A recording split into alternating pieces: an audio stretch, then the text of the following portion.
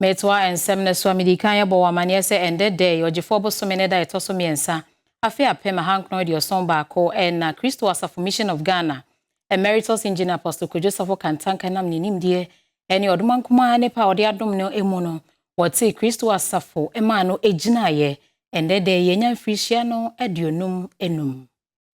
Apostle Dr. Engineer Joseph eti Christo Asafo asori no ema ejina ye eno nti se wohwemu a Christo Asafo asori no enya mfinhia aduonum num eno nti sa eda no eyeda Apostle Dr. Engineer Joseph woni asori ma no omo emfa ni agrokra eno nti sa da no waye no afofida ede ama asori ma no na afensu na adwuma yefo nyina sa da kro na nso no yade se Emeritus Professor Apostle Dr. Engineer Joseph obodwa data eto ne nsa ede frɛ asori ma nyina ema obehia mu ewo ye gomu ampota na won masanso baba ye tete nnuane ahodo a na ye no mere bi atwam nanso ene no enya dese bi wo hono no onom ebe ye ahodo bebere ewo hono mo emu obi obeba hono mo bia enya aduane ni bi ede kona no obodwa data sanso to ne nsa ede frɛ empanifo ma onom enso eba ebehwese de dwumadie no ekɔ na wafimpi no ene aduanunum no mu no ye hwese de dwumadie no ekɔ ye ewo gomu ampota enu wo mfimfini mantam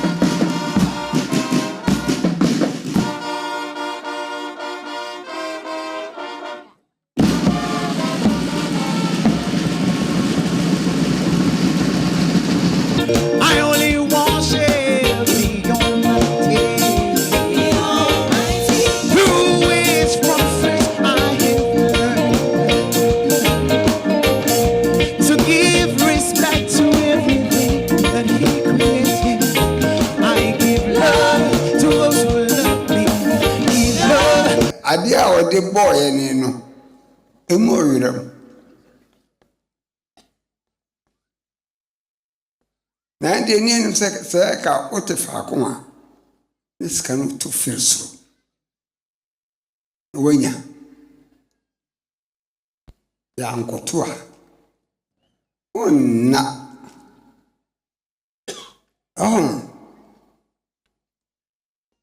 ande ye koi dobi hunu duane no a aya kronkron no aye ye so onim fidi dwuma ye okakaka mu a owrampi mu asiedu enti na me wa ha se enyame aya so no o enyame krodin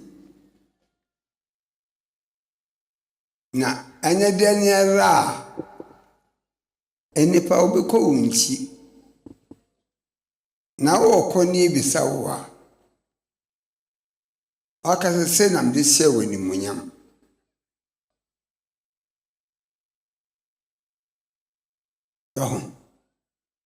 ade a omunnim Yesu no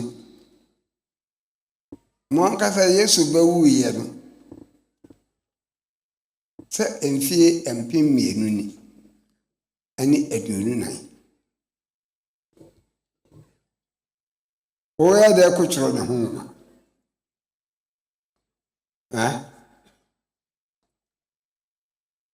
and se bibini na chiro ya